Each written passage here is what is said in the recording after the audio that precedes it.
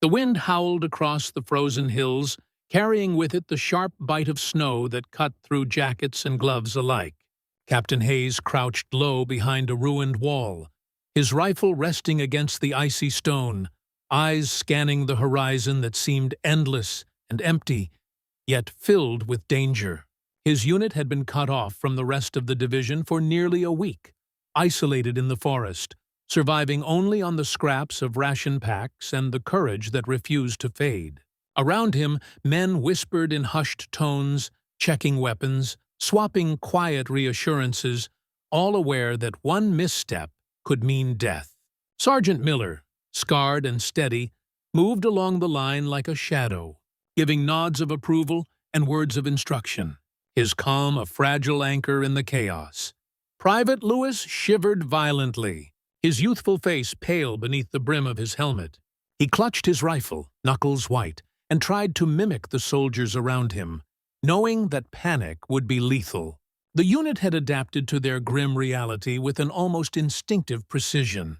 They had set traps along the snow-covered paths, learned to move silently over the frozen ground, and found ways to melt snow for water and fashion makeshift repairs from twisted metal and broken wood.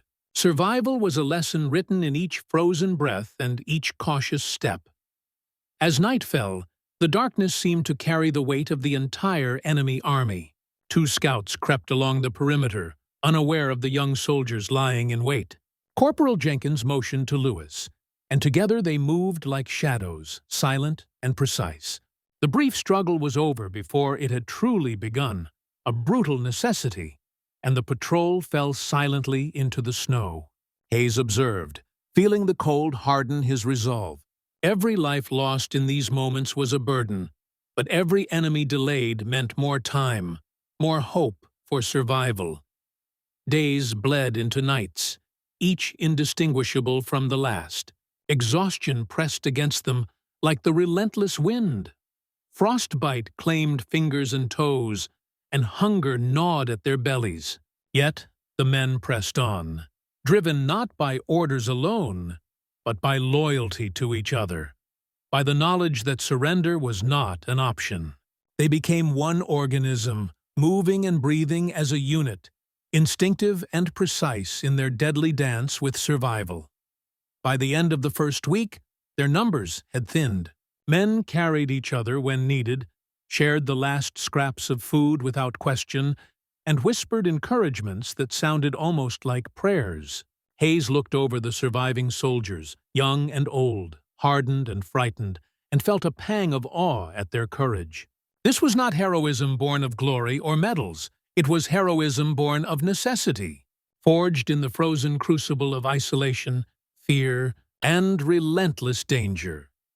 The enemy launched a full assault on the 12th day, the forest shaking with the roar of artillery, the air thick with smoke and the smell of gunpowder. Every man held his ground, firing and falling back as needed, their survival instincts guiding every movement. Hayes moved among them, shouting, dragging the wounded, ensuring that no one was left behind. Time stretched into an endless cycle of gunfire, snow, and exhaustion, yet the unit held. They were a small flame in the darkness, stubbornly refusing to be extinguished. When reinforcements finally arrived, breaking the siege, only a fraction of the unit stood unbroken. The men emerged from the forest, frozen, battered, their faces etched with exhaustion and resolve. They had survived against overwhelming odds, isolated and alone for weeks, and their victory was measured not in territory gained, but in survival achieved, in courage proven. They carried with them the memory of comrades lost, the scars of battle, and the knowledge that humanity, in its quiet determination, could endure even the most merciless trials. Even years later, the story of the unit that fought alone for weeks lived on in whispers and commemorations. Streets, memorials, and letters carried the echoes of their struggle. Children learned of their courage, of the snow that fell relentlessly, the nights that never seemed to end, and the unwavering determination that refused to surrender. They became a symbol of endurance, a lesson in resilience, and proof that even when isolated, surrounded, and exhausted, the human spirit could prevail.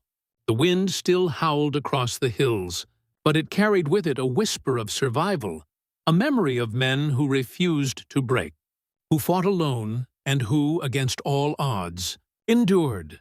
The days stretched on, relentless and unforgiving. Snow piled higher around their foxholes, and the wind carved icy fingers into every exposed inch of flesh. Hunger gnawed at them more fiercely than bullets or shell fire, yet they shared what little they had with the wounded and the weakest, their camaraderie a lifeline stronger than any ration. Captain Hayes moved among them constantly, his sharp eyes scanning the tree line, his voice steady despite exhaustion. Every movement, every decision carried the weight of life and death, not just for himself, but for the men who depended on him. At night, when the firing stopped and the forest fell eerily silent, the soldiers huddled together, whispering stories to keep morale alive. Sergeant Miller told tales of past campaigns, embellishing victories to remind the younger soldiers that courage could outlast fear. Private Lewis clutched the stories like a shield, letting them chase away the shadows that crept along the edges of his mind. Some nights, the silence was punctuated only by the groan of the wind or the distant rumble of enemy patrols. And in those moments, the men became ghosts themselves, moving in silence, surviving in shadows. By the 10th day, the unit's ingenuity had become their strongest weapon. They had learned to camouflage their positions beneath snow and fallen branches, setting traps along the paths the enemy most often took. Mines fashioned from scrap metal and shrapnel sent enemy patrols fleeing, and every successful skirmish gave them precious breathing room. They became masters of adaptation, melting snow for drinking water, repairing broken rifles with whatever materials they could find, and finding ways to stretch their dwindling rations. Each small victory was a reminder that even in isolation, ingenuity and will could turn the tide. The enemy intensified their assaults, frustrated by the small unit's stubborn resilience. Shells exploded around their positions, sending snow and debris flying, but the men clung to their foxholes, refusing to give an inch. When an artillery round collapsed part of their trench, Corporal Jenkins and Private Lewis dug through the frozen rubble, dragging the injured to safety. Every action was a test of endurance, and every survival a testament to their determination. They had been alone for days, yet their unity became a force stronger than the enemy's numbers. As the 11th day dawned, frostbite had claimed fingers, toes, and faces. Yet the men refused to relent. Their faces were etched with exhaustion, their movements stiff, their eyes haunted, but their resolve remained unbroken. Hayes surveyed them and felt a mixture of pride and sorrow. Each man who survived this ordeal was a hero, yet every victory was carved from suffering. When a supply cache was discovered by accident, filled with ration packs and ammunition abandoned in the forest, it felt like a miracle, a fleeting reassurance that perseverance could be rewarded even in the harshest conditions. The enemy launched another assault just after dawn, their numbers greater than before. Artillery fire shook the ground, machine guns rattled incessantly, and the air was filled with the acrid smell of smoke and gunpowder. Hayes moved along the line, shouting commands, encouraging soldiers, and pulling the wounded into temporary cover.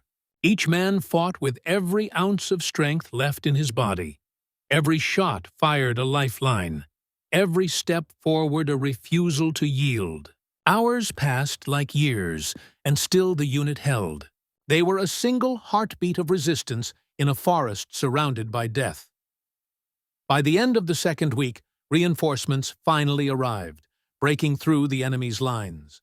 Exhausted, frostbitten, and battered, the surviving men emerged from their foxholes, blinking in the harsh sunlight of a new day. They had endured, fought, and survived where others might have faltered. Their victory was not marked by glory or fanfare, but by survival. by the quiet knowledge that they had faced insurmountable odds and refused to break. Even after the battle was over, the memory of those 11 days lingered. The men who had fought alone for weeks carried the scars of snow, bullets, and frostbite, but they also carried something stronger: the bond forged in fire and isolation, the courage that refused to bend, and the memory of a victory earned through sheer human will. Their story would be told and retold, not in triumph alone, but in the quiet, relentless endurance that defined them. ChatGPT said, "The forest fell into a tense quiet after the reinforcements arrived, but the echoes of battle lingered in every shattered tree and snow-packed trench." Captain Hayes walked slowly among his men, noting the worn faces, the stiff limbs, the hollow eyes that had seen too much in too little time. Sergeant Miller sat quietly, bandaging a soldier whose frost-bitten hands had turned black and blue, speaking only in soft, steady tones. Private Lewis stared at the horizon, eyes glazed with exhaustion, yet a flicker of pride gleamed in them. He had survived, and so had the rest of them. And so had the rest of them. The weeks alone had transformed them. Simple gestures, a shared blanket, a ration pack, or a whispered word of encouragement had become lifelines. Friendships formed in the crucible of constant danger ran deeper than anything forged in ordinary circumstances. They had learned each other's limits, strengths, and fears, and in doing so had become more than a unit. They had become a single living organism, resilient and adaptive. Every man understood instinctively that his survival depended on the others, and that knowledge had kept them alive. Hayes led the survivors to the small outpost where the reinforcements had set up camp.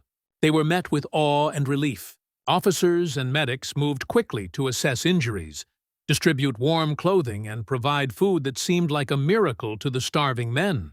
For the first time in nearly 2 weeks, they were free from the constant threat of attack. Yet the relief was tinged with sorrow for those who had not survived. The snow-covered forest was littered with signs of their struggle: shattered equipment, spent shells, and frozen footprints that would never tell the story of bravery, only hint at the ordeal endured. Letters were sent, reports filed, and the men received brief recognition from higher command. Though they cared little for medals or accolades, their pride lay in having held the line, having survived when the world had seemingly forgotten them, and in knowing that the depot they protected remained in Allied hands because of their unwavering stand. Each man carried scars, some visible, some etched deep into memory, but they also carried the quiet satisfaction that their actions had mattered, that they had made a difference against overwhelming odds. Over the following months, their story spread quietly among units and towns near the front. Soldiers spoke of the unit that had fought alone for weeks, surviving in snow and ice, striking at the enemy with a combination of courage, ingenuity, and sheer endurance. Their tale became a quiet legend, inspiring those who heard it not because of grandeur or fame, but because of the unshakable human spirit it revealed. Young recruits learned that heroism did not always come in large battles, but in the relentless determination to survive, to protect, and to endure even when the odds seemed impossible. Years later, Hayes and the surviving men would look back on those days with a mixture of pain and pride. They had faced hunger, exhaustion, frostbite, and death itself, yet they had endured. The forest, that had been their prison and battlefield, remained etched in their memories. The frozen rivers, the wind-swept ridges, the snow that fell endlessly over the trenches and foxholes where they had clung to life. They had fought alone, and in doing so had proven that courage could outlast fear, that unity could defy isolation, and that ordinary men could achieve extraordinary endurance when survival demanded it. The story of their stand became part of the fabric of the war, a testament not to strategy or numbers, but to human will. Historians would record it. Families would remember it. and those who had been there would carry it in silence. A private knowledge of what it meant to face weeks of unrelenting adversity alone and emerge alive. Snow would fall over the forests again and again, covering the scars, but the memory of their struggle and their triumph would remain eternal, a quiet monument to survival, resilience, and the indomitable spirit of those who refused to yield. The survivors returned to base slowly, each step heavy with exhaustion, frostbite, and the weight of memories that would never leave them. The snow crunched beneath their boots, masking the ghosts of fallen comrades, each one a silent reminder of the cost of survival. Captain Hayes moved at the front, his eyes scanning the horizon not for the enemy, but for the fragile hope that this ordeal was finally over.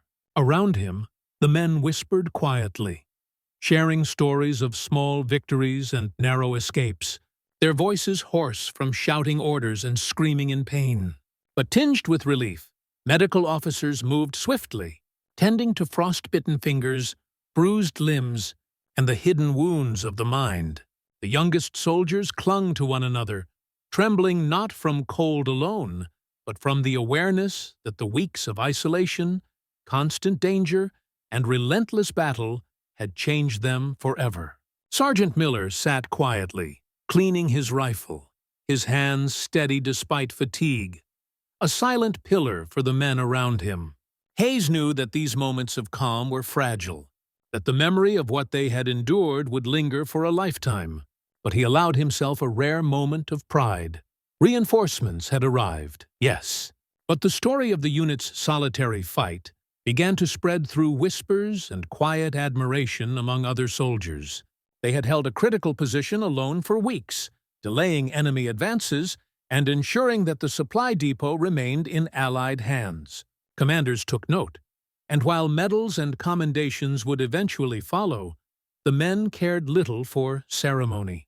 Their pride came from knowing that they had survived when survival seemed impossible, that their unity, courage, and determination had made a difference against overwhelming odds. In the following days, as letters were sent home and reports filed, the men began to rebuild not only their strength, but their sense of normalcy. Each shared glance, each quiet conversation was a reminder that they were still alive, that their ordeal had forged bonds deeper than fear, stronger than pain. Private Lewis, once a frightened boy, had grown into a soldier tempered by hardship. He now moved with confidence, understanding that survival was as much about perseverance and wit as it was about strength or skill. Hayes walked through the camp, observing the men tending to weapons, repairing gear, and sharing the smallest comforts, a shared blanket, a warm drink, a few biscuits. He realized that their story would not be one of grand battles or sweeping victories, but of endurance, resilience, and the quiet heroism of ordinary men facing extraordinary circumstances. They had been alone, tested beyond measure, and had emerged intact, carrying the knowledge that human spirit could endure even the harshest trials. Years later, when medals were awarded and the story officially recorded, the men would reflect quietly on what it meant. They had faced cold, hunger, enemy fire, and the creeping despair of isolation. They had held the line not because of glory or recognition, but because giving up was not an option. That understanding, that unyielding will, became the heart of their legacy. The forests they had defended, the snow-covered ridges and frozen rivers, remained etched in their memories. Even as the war moved on, as cities were liberated and battles won, they carried with them the lessons of those weeks. Courage in the face of overwhelming odds, unity when all seemed lost, and the quiet but unshakable truth that human endurance could triumph where everything else failed. And so their story endured, not only in dispatches or history books, but in the hearts of those who had survived. Snow would continue to fall each winter, covering the scars of the forest, but the memory of the unit that fought alone for weeks remained unbroken. It was a testament to the resilience of men, the bonds forged in fire and frost, and the enduring power of the human spirit when faced with the impossible. The war did not end with the unit's survival, yet for Captain Hayes and his men, that day when reinforcements finally broke through enemy lines marked a turning point not only in the campaign, but in their lives. Slowly, painfully, they walked back to the Allied positions, each step over the snow-laden ground, a victory in itself. Their boots were torn, faces frostbitten, hands numb and raw from gripping weapons for days on end. Hayes looked around at the men he had led, at their hollow eyes and stiffened limbs, and felt a mixture of pride, grief, and a heavy, inescapable weight. So many had not made it. The forest and the frozen hills were littered with the remnants of the fallen, their sacrifices silently etched into every drift of snow. As they arrived at the rear, the soldiers were met with a mixture of awe and disbelief. Officers and medics rushed forward, providing warm blankets, hot meals, and the first truly clean water in over a week. Hayes observed quietly, not with self-congratulation, but with a somber understanding of what his unit had endured. Sergeant Miller moved methodically among the men, checking wounds, offering comfort, and maintaining a stoic calm that helped steady the shaken soldiers. Private Lewis, who had arrived at the front as a boy, now stood tall, his eyes hardened by the experience, but glimmering with the faint spark of relief that he had survived. Word of their ordeal spread quietly through the command lines. The officers at headquarters were astounded that such a small unit had held a critical position alone for weeks, delaying the enemy advance and protecting vital supplies. Reports filtered through to the higher echelons, emphasizing not only their tactical success, but the extraordinary human endurance that had made it possible. Medals and commendations would come, yes, but for Hayes and his men, the true acknowledgement was the knowledge that they had survived, and that the mission had succeeded against impossible odds. In the days that followed, the men recovered slowly. They were given proper food for the first time in over a week, blankets, medical attention, and clean uniforms. Even small comforts, hot tea, a warm fire, a bed that did not sway in the wind, felt miraculous. And yet the battle had left scars far deeper than frostbite or bruises. The psychological toll of constant vigilance, of burying the dead in the snow, of improvising traps and surviving ambush after ambush, was etched into their minds. Some spoke quietly of dreams haunted by the faces of those they could not save. Others carried silence, letting the snow outside the camp keep their secrets. Despite exhaustion, the men's bond remained unbroken. Nights were spent sharing stories, memories, and quiet laughter, a fragile attempt to reclaim normalcy. Private Lewis told of his family back home, imagining their faces, and Sergeant Miller reminded the younger soldiers of the strength they had discovered within themselves. Hayes listened more than he spoke, aware that the men needed to process their survival in their own way, understanding that words alone could not capture the ordeal of weeks spent in isolation against a relentless enemy. Weeks later, official recognition arrived.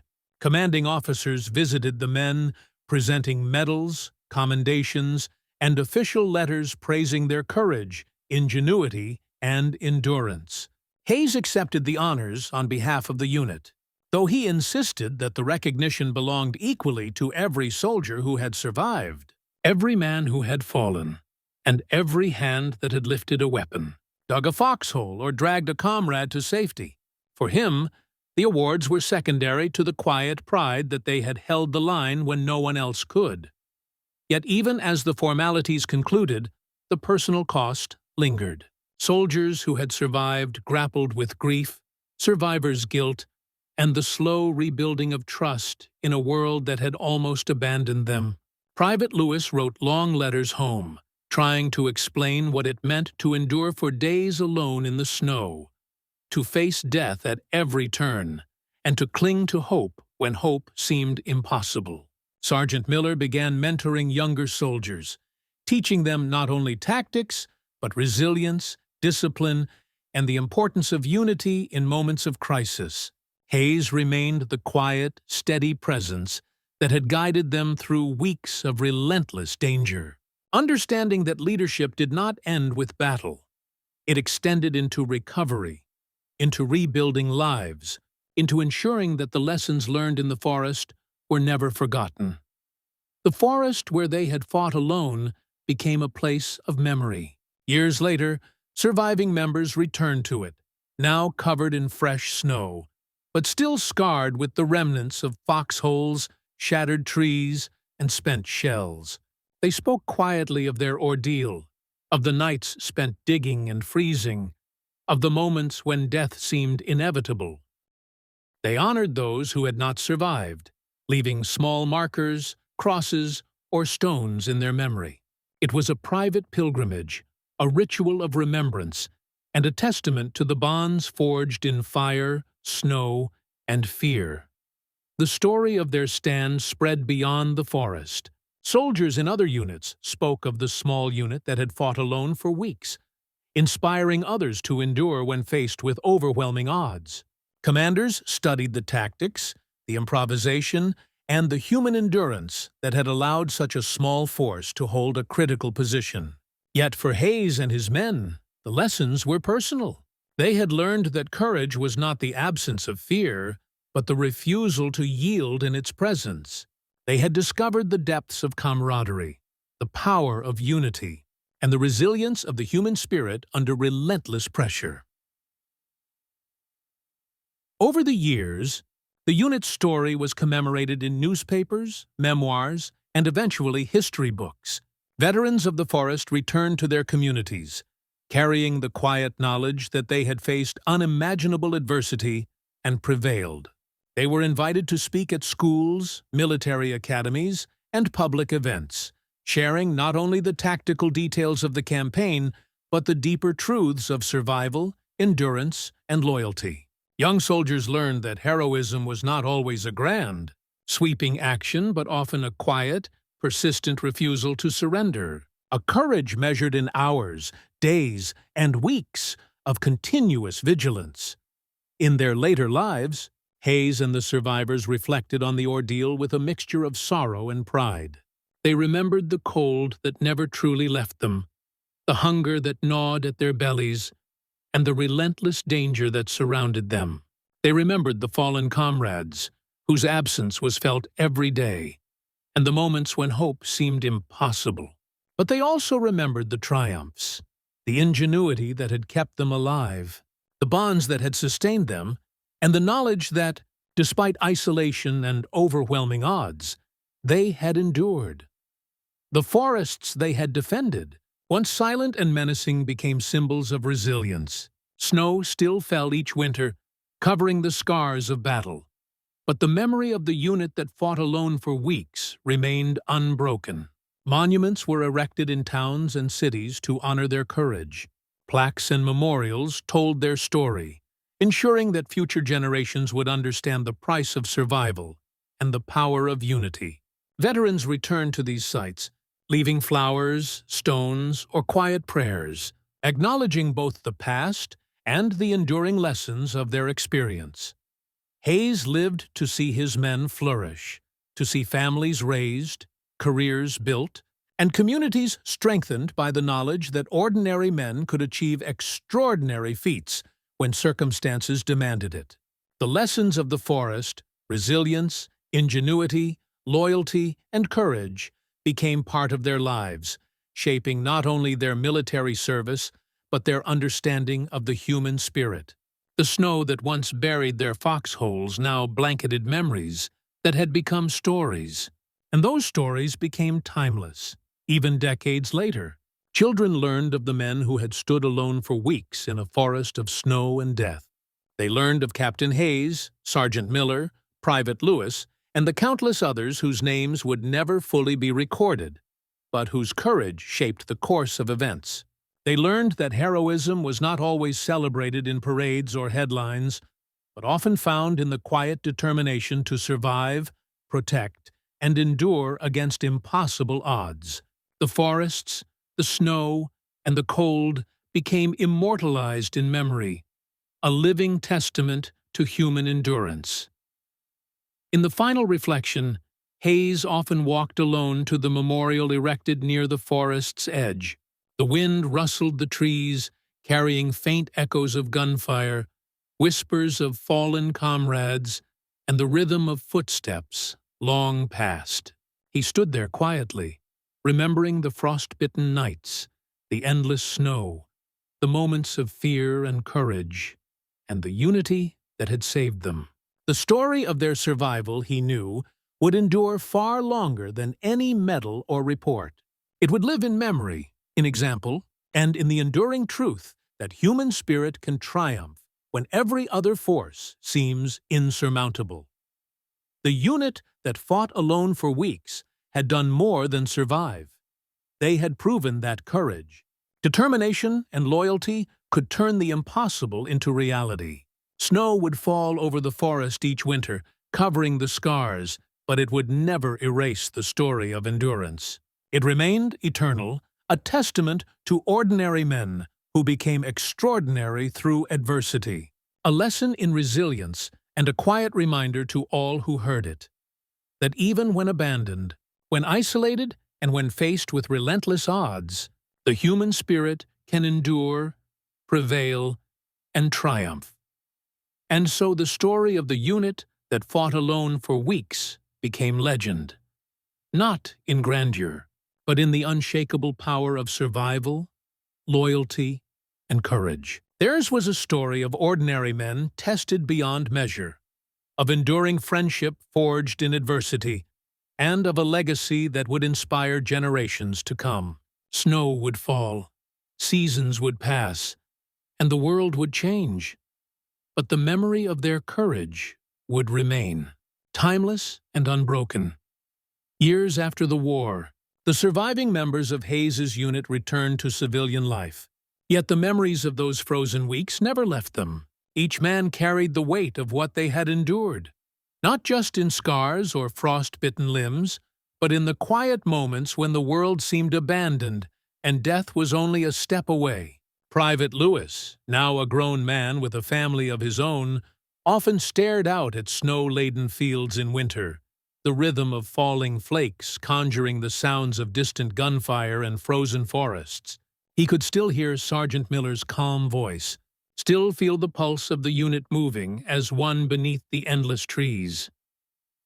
Captain Hayes settled into a quieter life, never seeking recognition, though letters and medals came eventually. Instead, he devoted himself to helping other veterans, visiting hospitals and speaking quietly in classrooms, not for fame, but to impart lessons he had learned about endurance, unity, and the human spirit. He told children, sometimes courage isn't about defeating an enemy. Sometimes it's about surviving when the world seems to have forgotten you and refusing to give up. His stories carried the weight of truth, and every listener could sense that these were not mere tales. They were lived experience. The forest where they had fought became a memorial of memory and history. Local communities planted markers where foxholes had been dug, commemorated the fallen, and preserved sections of the forest as a living museum of resilience. Visitors, soldiers, students, families, walked the trails, imagining what it had been like to be alone for weeks, to fight, endure, and survive under impossible odds. Survivors returned from time to time, laying stones, lighting candles, and speaking to the silence as if the trees themselves could hear them. The wind that once carried the whispers of enemy patrols now carried the echoes of remembrance and gratitude. In quiet towns across the country, Hayes's unit became a symbol not only of military endurance, but of moral resilience. Communities honored them in parades, schools taught their story as an example of perseverance, and historians studied the tactical brilliance born of necessity. Yet even amid recognition, the men themselves remained humble. They did not see themselves as heroes. They were ordinary men placed in extraordinary circumstances who had refused to surrender to despair or isolation. Their legacy was not in medals alone, but in the enduring truth that human courage could thrive even in the bleakest conditions. Private Lewis kept a journal, chronicling every detail of those 11 days in the snow, the ambushes, the quiet victories, the nights spent huddled in foxholes listening for enemy movements, and the moments of shared laughter or whispered hope. He wrote not to glorify their struggle, but to remember the names of men who had fought beside him, and to honor those who had fallen. When he read the journal to his children decades later, they did not see mere battle tactics. They saw courage, compassion, and the unyielding bonds formed when survival depends on trust and unity. Sergeant Miller, whose stoic presence had been a constant in the forest, spent the remainder of his life teaching young soldiers about the realities of war. He emphasized improvisation, resilience, and adaptability, using the lessons learned during those weeks to prepare new generations for the challenges of combat. "The forest will test you," he said in training halls and lecture rooms, "but it cannot break you if you move together, think ahead, and refuse to surrender." Survival is as much about heart as it is about skill. His students listened, many of them knowing that the wisdom came from one who had endured the ultimate test.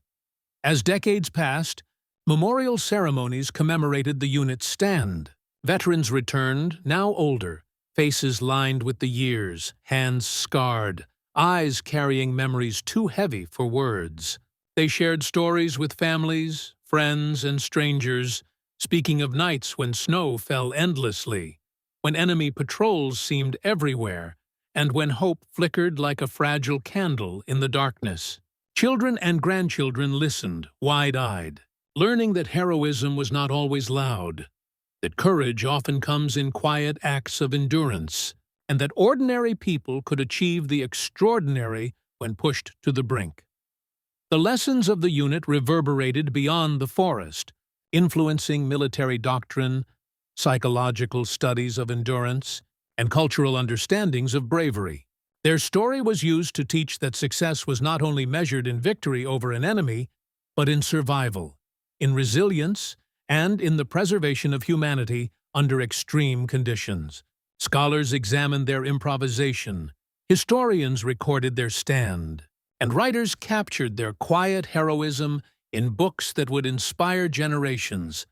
Captain Hayes, in the final years of his life, returned one last time to the forest. Snow had fallen again, covering the scars of battle, and the trees stood silent, as they had for decades.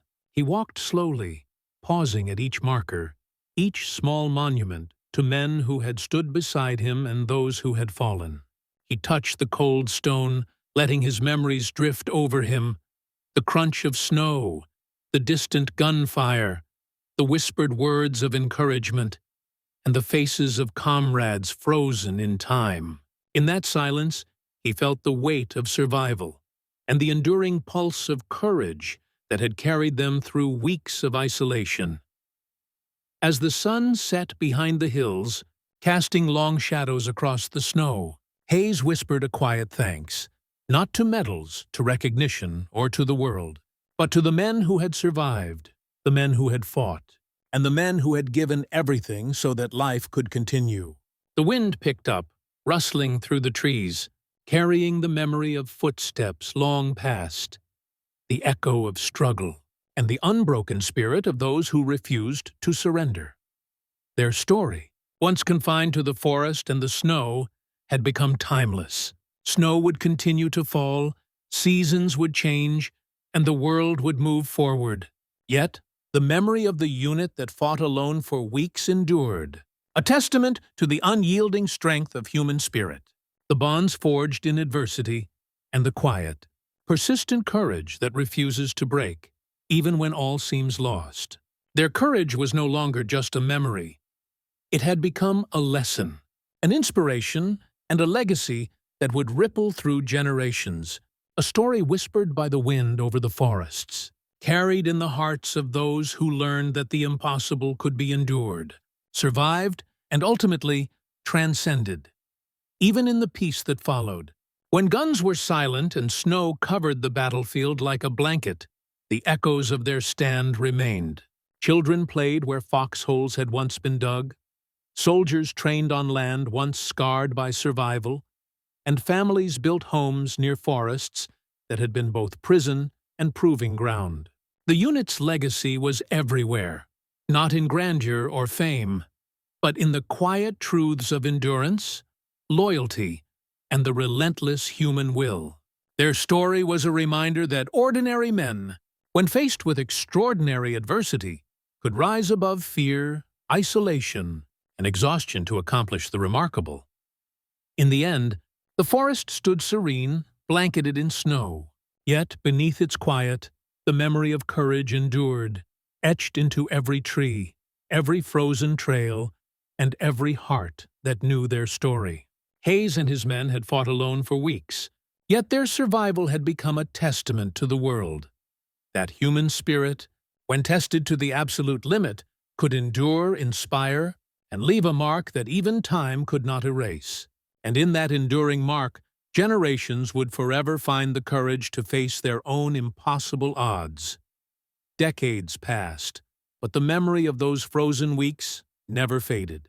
The men who had survived grew older, their hair silvered, their bodies worn, but their spirits remained unbroken.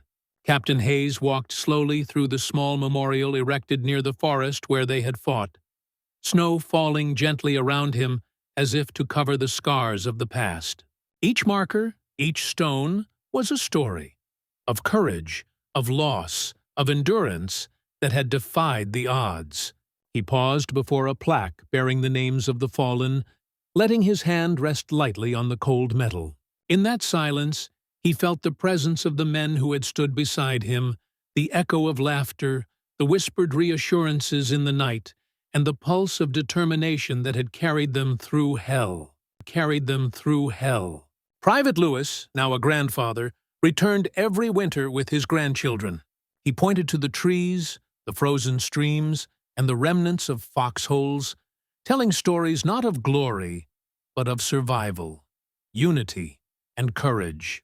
The children listened, wide-eyed, learning that heroism was often quiet and measured in persistence, not spectacle.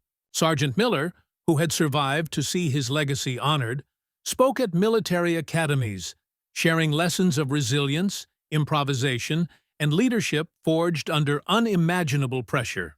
He reminded young soldiers that the forest tested every instinct, yet even in isolation, human will could prevail.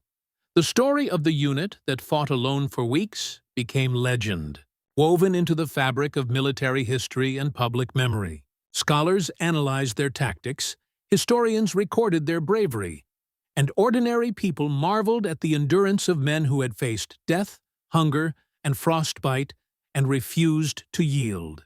Medals and honors were awarded, yet the true reward was the knowledge that their efforts had saved countless lives, delayed the enemy, and preserved hope in a world teetering on the brink of despair. Even as peace settled across the land, the echoes of those days endured. Veterans returned to the forest, leaving stones, flowers, or simply standing in quiet remembrance. They spoke softly to the wind, remembering fallen comrades and reliving moments of courage and fear.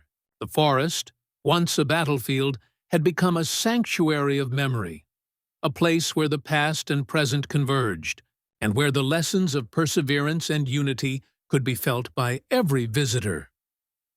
Captain Hayes, in the final years of his life, often sat by the edge of the memorial, reflecting on the lives that had been changed by those 11 frozen days. He thought of the young men who had stood beside him, of the sacrifices made, and of the quiet heroism that had defined their struggle. He realized that true courage was not measured in medals or accolades, but in the willingness to endure, to protect one another, and to rise each day when survival itself was uncertain. As the sun set over the snow-covered forest, Hayes whispered a final tribute to his men, to the fallen, and to the enduring spirit of those who had survived. The wind carried his words through the trees, blending with the whispers of history, and the snow sparkled like countless memories frozen in time. The forest, silent yet alive, bore witness to their courage, ensuring that no winter, no passage of years, could erase the legacy of men who had fought alone for weeks and emerged unbroken. Their story had become timeless, a testament to resilience, unity, and the unyielding human spirit. Snow would continue to fall, seasons would change, and generations would pass. But the memory of Hayes and his unit endured. Ordinary men, placed in extraordinary circumstances, had proven that survival, courage, and loyalty could triumph even when the world seemed abandoned. Their legacy would inspire countless others, a quiet beacon of hope and endurance shining across history. In the end, the forest stood serene, blanketed in snow. Yet beneath its calm lay the pulse of an extraordinary story. The men who had fought alone for weeks were gone, but their courage remained, immortal in memory and legend. And as the wind whispered through the trees, it carried with it a lesson for all who would listen. That human spirit, when tested beyond measure, can endure, persevere, and triumph, leaving a mark that no time, no snow, and no force can ever erase.